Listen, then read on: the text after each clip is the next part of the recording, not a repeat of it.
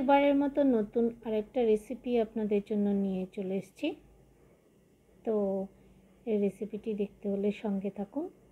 এখানে আমি কিছু উচ্ছে আর কিছু আলু ছাড়িয়ে নিয়েছি, আর উচ্ছেগুলো দুপাশে একটু একটু কেটে নিয়েছি।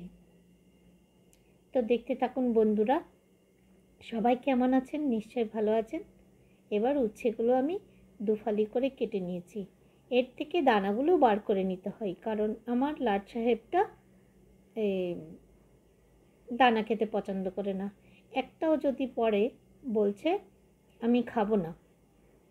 তো এই জন্য অনেক কষ্ট করে দানাগুলো বার করে নিলাম। আলু আর উচ্ছে একদম জিরে জিরে করে কেটে নিয়েছি, সাথে দুটো কাঁচা লঙ্কা নিয়ে নিয়েছি। এবার ধুয়ে পরিষ্কার করে আমি একটা ঝুড়িতে রেখে দিয়েছি কিছুক্ষণ, 5-10 মিনিটের জন্য। কারণ জলটা বেশ ভালো করে ঝরে গেলে এটা কিন্তু কড়াইতে একটুও লাগে না। তো এবার কড়াইতে দেখুন আমি তেল দিয়ে দিচ্ছি। তেলটা গরম হওয়ার পরে এই উচ্ছে আর আলু দুটো একসাথে আমি দিয়ে দিয়েছি। এবার উল্টে পাল্টে দেব। উল্টে পাল্টে কিছুক্ষণ আমি ভাজতে থাকবো। ভাবছেন ভেজে নিচ্ছি, কিন্তু নুন হলুদ দিচ্ছি না। তো নুন হলুদটা কখন দিলে ভালো হয় সেটাই দেখবেন আজকে। এবার এভাবে উল্টে পাল্টে আমি একটু ভালোই আঁচ দেব, মানে একদম ফুল করে দেব না, লো টু মিডিয়াম করব আঁচটা। এরপরে কিছুক্ষণ এভাবে উল্টে পাল্টে দেব। তো দেখতে পাচ্ছেন অনেকখানি কমে গেছে, তার মানে অনেকখানি হাফ মতো ভাজা হয়ে গেছে। এবারে আমি দেখুন কি দিচ্ছি, সামান্য হলুদ, স্বাদ মতো নুন দিয়ে দিলাম।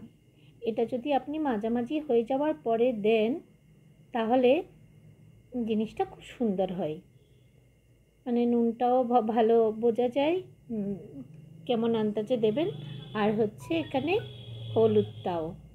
তো হাফ হাফ ভাজা হয়ে গেলে কি হয়, জিনিসটা কড়াইতে একদম লাগে না।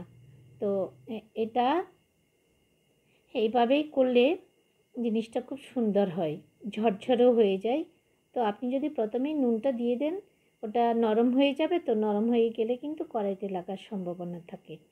তো ভাজাটা আমার রেডি হয়ে গেছে। এবার আমি সাইড করে নিচ্ছি, যাতে বেশি তেলটা মানে চলে যায়, নিচে নেমে যায়।